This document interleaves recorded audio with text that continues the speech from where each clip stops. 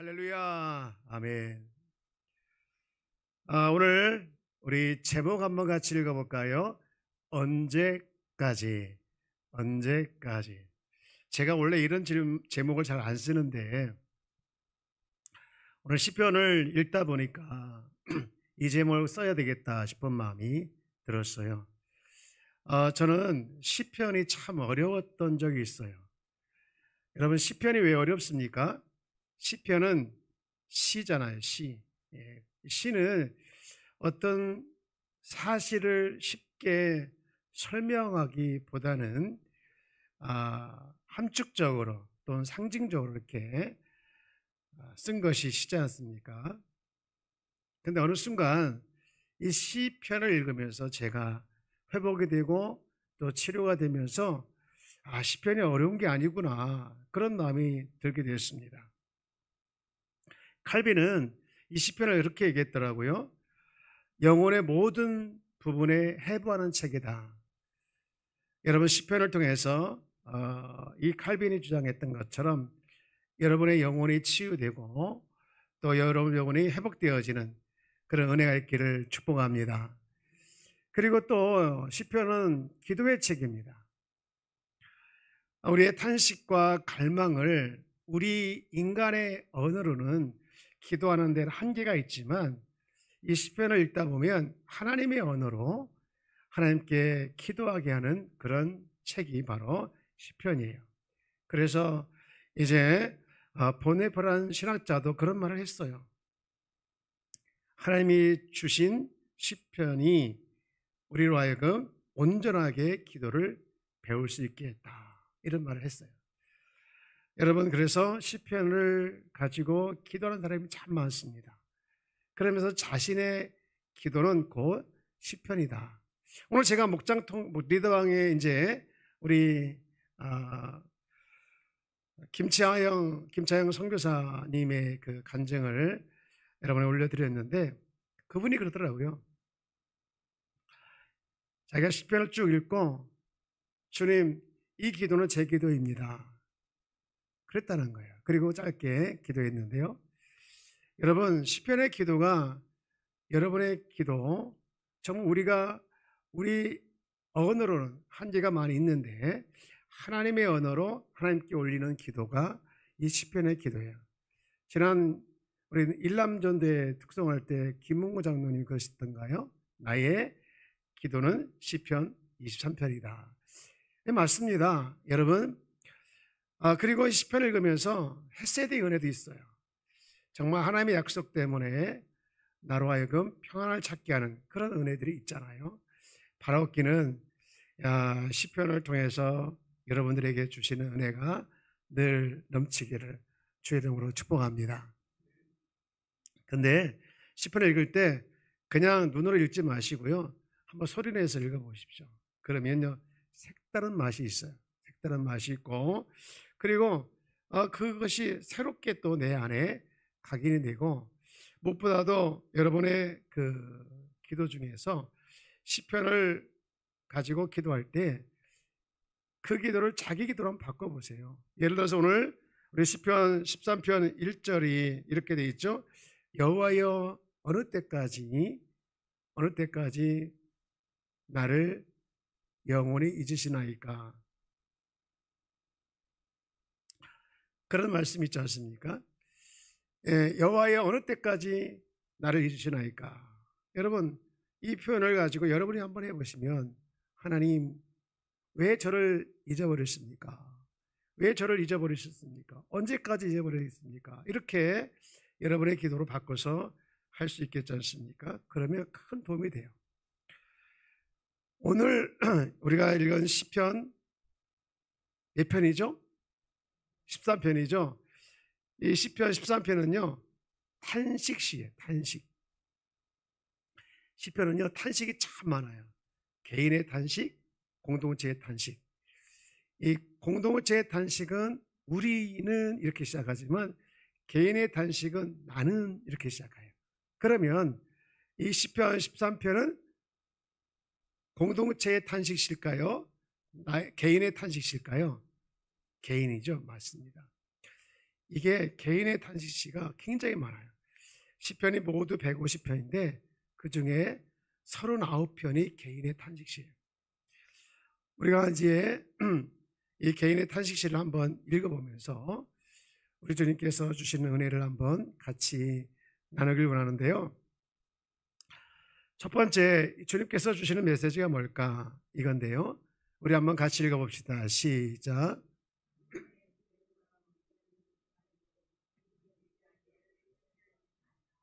아멘. 하나님의 부재처럼 느껴지는 순간에도 주님을 의지하기를 뭐하지 말라? 의지하지 말라. 왜 그러냐? 이유가 있기 때문에요.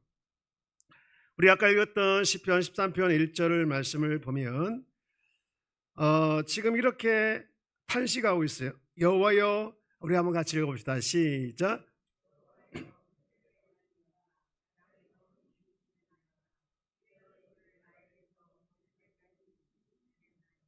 여러분, 이 1절 안에 굉장히 절망적인 마음이 들어있는 표현이 지금 많이 있죠. 그죠?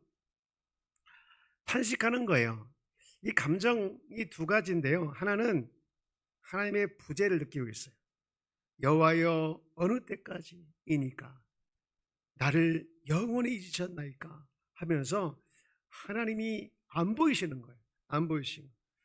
여러분, 이 말은 사실은 옳은 말이 아니죠. 하나님은 편재하신 분이시기 때문에 언제나 어디서나 계십니다. 근데 지금 시인의 입장에서는요, 주의 얼굴을 감췄다라고 생각이 들어요. 그런데 하나님이 안 보이니까 이게 하나님의 부재잖아요. 근데 자기에게 어떤 마음이 드느냐면 인간의 편에서 볼 때 하나님이 안 보이시니까 혹시 나를 버리신 것이 아닐까? 혹시 나를 버린 게 아니야? 이런 마음이 드는 거예요. 이게 뭐냐? 나의 부재입니다. 하나님이 안 보이시는 것은 하나님의 부재라고 하면 내가 버림당하지 않았나? 이것은요, 나의 부재예요. 지금 두 개의 감정이 지금 들어있는 거예요. 하나님의 부재와 나의 부재가. 그래서 지금 2절에서 굉장히 그것을 더 나의 부재를 더 강화시키고 있는데 2절 한번 더 읽어봅시다. 2절 시작.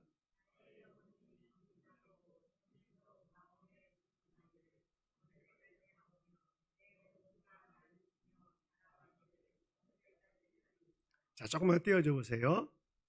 지금 번민하고 근심하는 것이 얼마 동안 시간이 소요되고 있습니까? 내 영혼이 번민하고 마음이 근심하는데 얼마만큼 소비되고 있다고요? 종일토록. 여러분, 고통이 길면 길수록 견디기 힘들잖아요. 그죠? 얼마나 힘들겠습니까?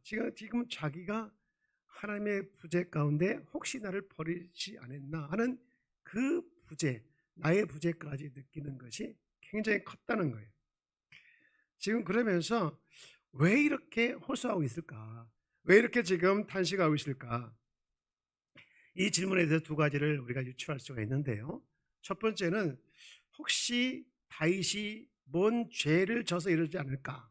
이것이 우리가 첫 번째 유추할 수 있다면, 두 번째는요, 아니야, 죄를 짓지 않고 하나님께서 의도적으로 다윗을 시험하고 훈련시키기 위해서, 연단시키기 위해서 그런 것일 거야. 이렇게 그렇지 않고 하나님께서 어떻게 얼굴을 감추시지? 성경을 보면요, 하나님께서 얼굴을 감추신 그 경우가 많이 있는데 두 가지예요. 지금 얘기했던 죄를 졌거나 아니면 훈련을 시키기 위해서. 한번 찾아보시면 신명기 31장 17절 말씀을 보시면 이렇게 돼 있잖아요. 내가 그들에게 뭐하여? 그들을 버리며 뭐하여? 숨기겠다. 하나님의 얼굴을 숨긴다는 거죠. 또 18절 말씀도 보면 18절 넘겨주세요. 네, 끝에 읽어봅시다. 같이 읽어봅시다. 시작. 너 그들이 돌이켜 다른 신들을 따르는 모든 악행으로 말미암아 내가 그때 반드시, 지금 얼굴을 숨긴다는 얘기를 17절 18절 하고 있지요. 다 왜 숨긴다고 했습니까? 죄 때문에. 죄 때문에 얼굴을 숨기는 거예요. 근데 다른 경우도 있어요. 시편 44편 24절 말씀을 보면 이렇게 말씀하고 있죠. 어찌하여 주의 얼굴을 가리시고 우리의 고난과 압제를 잊으시나이까. 이 말씀은요, 말케 박사가 이렇게 주의했어요. 얼굴 숨긴 이유가 뭐냐? 그것은 이들의 믿음을 더 굳세게 하기 위해서, 훈련시키기 위해서 그랬다는 거예요. 그러니까 아까 신명기 말씀은 진노해서, 하나님이 진노해서 죄 때문에 얼굴을 숨기셨다고 하면, 지금 여기 시편 44편 24절 말씀은 그들의 믿음을 온전케 하기 위해서 그랬다는 거죠. 그러면 오늘 읽은 이 시편 13편은 어느 쪽일까요? 죄 때문일까요? 그들을 훈련시키기 위해서일까요? 어떤 것 같습니까? 첫 번째, 죄다. 손 들어보세요. 죄일 것 같다. 죄 때문에 1절에 나와 있는 것처럼 하나님께서 얼굴을 숨겼을 거 아닌가? 그렇게 탄식하며 고통을 받게 하는 것이 아닐까? 아니면 다른 의도가 있을까? 사실은요, 두 번째, 지금 다윗을 파멸시키려고 하나님이 부재한 것처럼 느끼고 나의 부재를 느끼게 하는 것이 아니라, 사실은 다윗이 죽음의 위기까지 이제 들어가게 하면서 뭘 의지하게 만드냐? 하나님의 사랑, 하나님의 신실함, 그 하나님의 신실함을 의지하기 위해서, 사랑하기 위해서 이렇게 하나님의 부재와 나의 부재를 느끼게 했다는 거예요. 참된 신앙인으로 만들어가기 위한 하나님의 의도라는 것이죠. 여러분, 그렇습니다. 우리 삶 가운데 이런 일도 있을 수 있죠. 자, 그런가 하면 두 번째, 이 말씀을 통해서 우리에게 주시는 두 번째 메시지는 이거예요. 한번 읽어봅시다. 시작.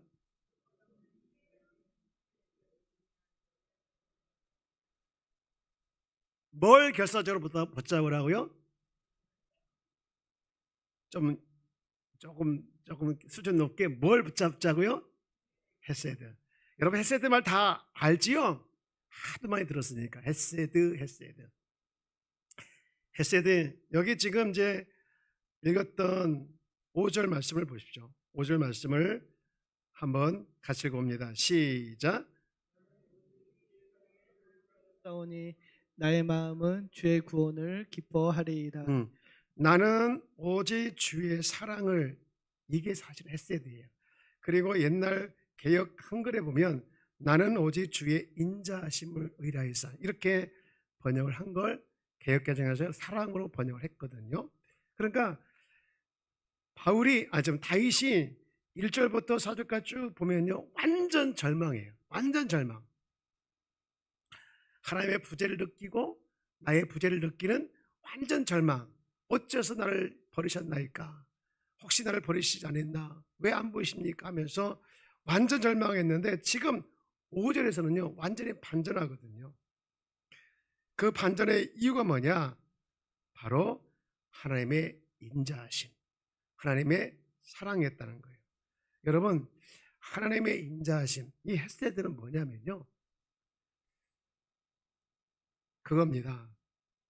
우리의 어떠함과 상관없이 당신의 자녀를 끝까지 책임지시고 붙드신다는 언약이에요.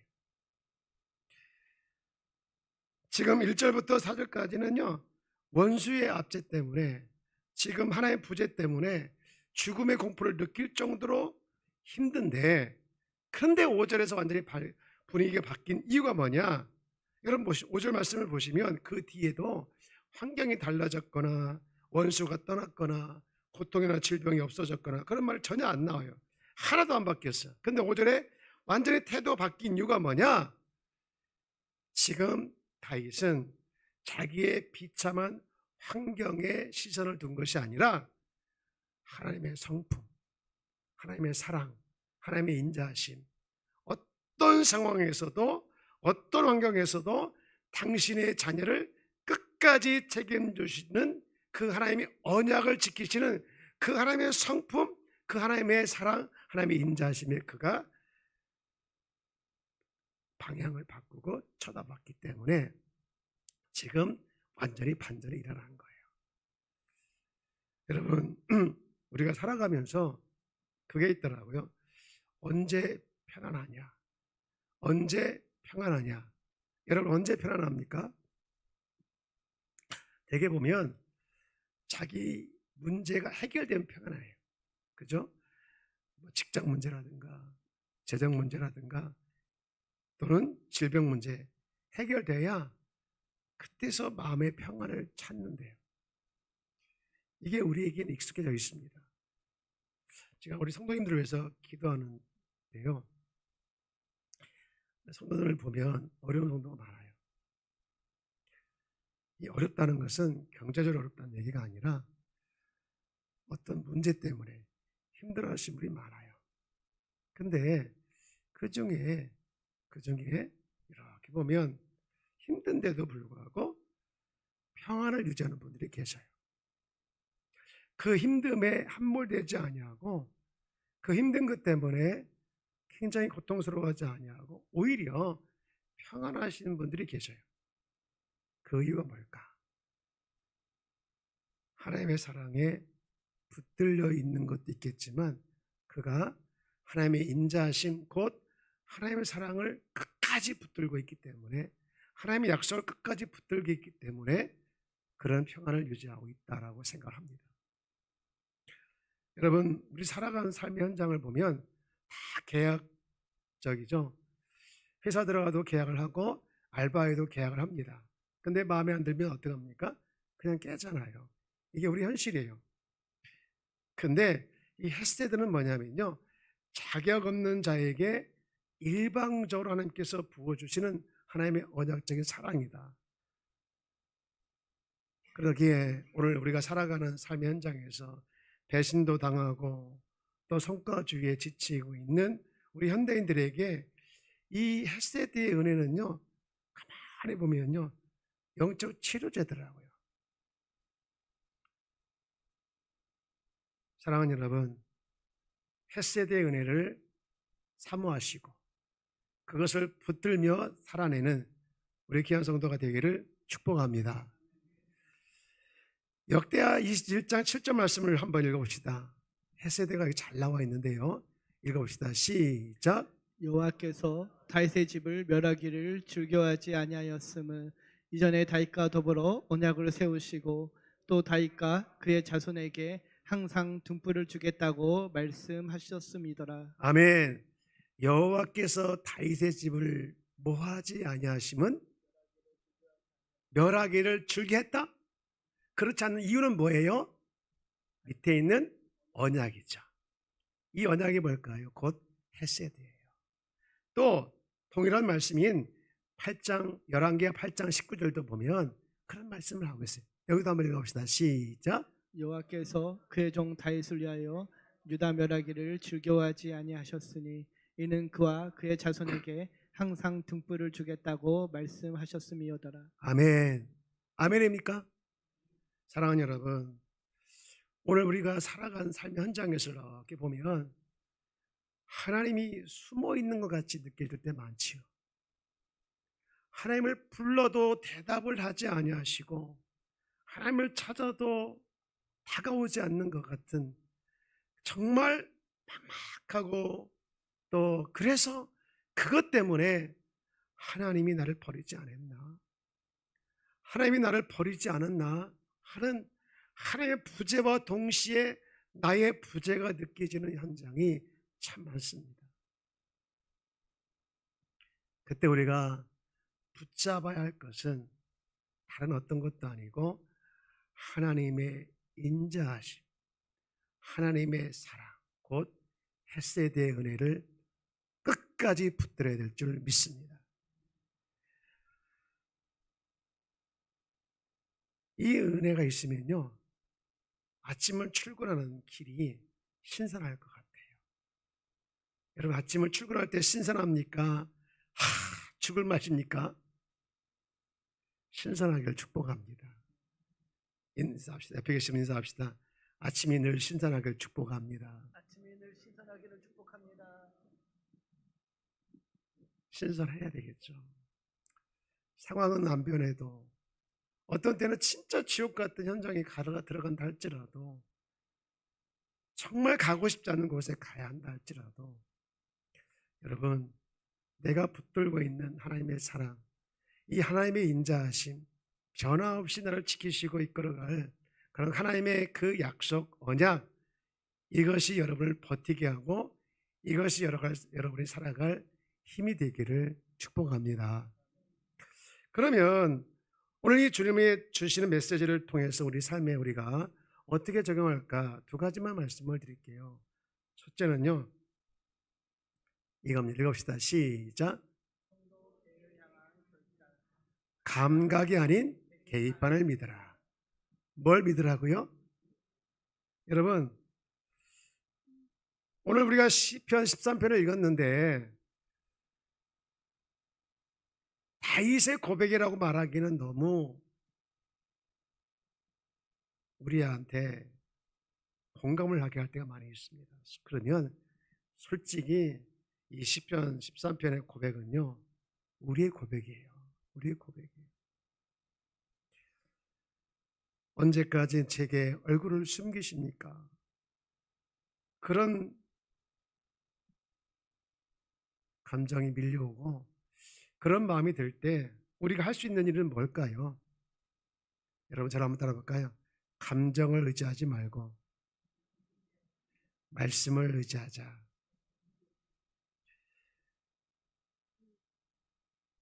예를 하나 들면 비행기가 누구에 의해서 움직이죠? 비행기가 누구에 의해서 움직이죠? 조종사잖아요. 조종사가 이제 운행을 하는데 안개 속을 막 지나가는데 그때 그 조종사가 여러분 감각을 믿으면 어떻게 될까요? 감각을 믿으면요 추락할 수밖에 없습니다. 그러나 그 조종사는요 어떤 상황에서도 계기판을 믿어야 돼요. 계기판을. 여러분, 우리에게 계기판은 뭘까요? 우리의 계기판은 살아 역사하시는 하나님의 말씀인 줄 믿습니다. 우리를 살게 하고 우리로 하여금 바로 힘을 얻게 하고 우리가 능력 있게 만들어주는 살아 역사하시는 하나님의 말씀이 우리 인생의 계기판이에요. 이걸 붙들어야 되겠죠. 그 유대인들이 수용소에 갔을 때 수용소 안에서 막 낙서를 한 것이 실제로 이제 발견된 게 많이 있는데 그 중에 하나가 이게 있어요. 나는 태양이 빛나지 않을 때에도 태양이 있음을 믿는다. 나는 사랑을 전혀 느끼지 못할 때에도 사랑이 있음을 믿는다. 멋있죠? 별로 안 멋있나? 시편 오늘 설교하는데 좀 시적으로 좀 제가 준비를 했는데 다시 한번 해볼게요. 좀 감동을 해주시면 고맙겠습니다. 김은구 장로님. 됐고요. 여러분, 그 다음에 이렇게 얘기했습니다. 나는 하나님이 침묵하시고 부재하시는 것처럼 느껴지는 이 순간에도 하나님이 살아계심을 믿는다. 이야, 사실은 수용소 안에서 이런 글을 쓰기가 쉽지 않죠. 여러분, 우리 삶의 현장이 수용소 같을지라도 이런 고백이 여러분의 고백이 되어지기를 축복합니다. 나는 하나님이 침묵하시고 부재하시는 것처럼 느껴지는 이 순간에도 하나님이 살아계심을 믿는다. 주님, 제가 지금 너무 힘듭니다. 죽을 것 같이 힘들어요. 아무도 내 고통을, 내 어려움을 알아주지 않는 이 현장에서 나는 내 감정을 의지하는 것이 아니라 나는 너무 좋은 살아 역사하신 하나님의 말씀을 내가 의지합니다. 여러분, 그럴 때 하나님의 말씀이 여러분 삶 가운데 살아 역사할 줄 믿습니다. 아멘이십니까? 우리 그런 의미에서 우리 시편 오늘 13편 3절 말씀을 한번 같이 읽어봅니다. 시작. 여호와여 내 하나님이여, 하나님이여 나를 생각하사 응답하시고. 두렵건대 내가 사망의 잠을 잘까 하오며. 사랑하는 여러분, 하나님이 안 보이는 것 같은 눈을 거두사 하나님 보는 눈으로 밝혀달라는 이 시인의 기도가 여러분의 기도가 되기를 축복합니다. 그런가 하면 마지막으로 한 가지만 더 말씀을 드리면, 아까는 개인으로 얘기했다면 두 번째는요 이거예요. 읽어봅시다. 시작. 공동체를 위한 제안, 섣부른 정죄를 멈추라. 제가 목회자로서 여러분에게 부탁을 하나 드립니다. 우리 교회 공동체 안에 고난받는 성도들이 있어요. 그때 여러분들이 조언을 할 때 주의를 해야 합니다. 이거 기도가 부족해서 그래. 이거 죄 때문이야. 여러분, 이런 식으로 정죄하는 것은 큰일 납니다. 우리 공동체가 해야 할 일이 있다면 그들의 아픔을 함께 탄식하며 그들이 그 어려움을 잘 견뎌갈 수 있도록, 이겨나갈 수 있도록, 그래서 햇새들을 기억해낼 때까지 옆에서 기도의 버팀목이 되어주는 것, 이것이 바로 공동체가 해야 할 일이라고 믿습니다. 이제 말씀을 정리합니다. 여러분, 우리가 살아가는 현실에서 이 시편 13편은요 솔직한 우리의 입장이에요. 목회라는 나도 마찬가지고요. 하나님의 부재를 느끼고 또 나를 혹시 버리지 않았나 하는 나의 부재를 느끼는 그 절망적인 상황 가운데 여러분, 우리는 변하지 않는 하나님의 사랑, 언제나 변함이 없는 하나님의 인자하심을 붙들고 여러분은 영원히 숨쉬고 영원히 춤추고 여러분 영원히 춤추며, 그래서 여러분 삶에 늘 찬양이 멈추지 않기를 주 이름으로 축복합니다. 우리 그럴 걸 믿고 우리 7절 말씀을 다 함께 읽어봅시다. 시작. 7절 시편 13편 7절. 여러분 성경 안 가지고 앉으셨어요? 네? 없나? 이럴 수도 있지 뭘. 6절이네. 시작. 내가 여호와를 찬송하리니 이는 주께서 내게 은덕을 베푸심이로다. 아멘. 내가 여호와를 찬송하리니 이는 주께서 내게 은덕을 베푸심이로다. 할렐루야. 은혜 없이는 살아갈 수 없는 우리의 존재인데 오늘도 은혜 가운데 살아왔고 앞으로도 은혜를 기대하면서 내가 은혜를 주실 하나님을 찬송하면서 살아가겠습니다. 이 기도가 여러분의 기도가 되기를 축복합니다.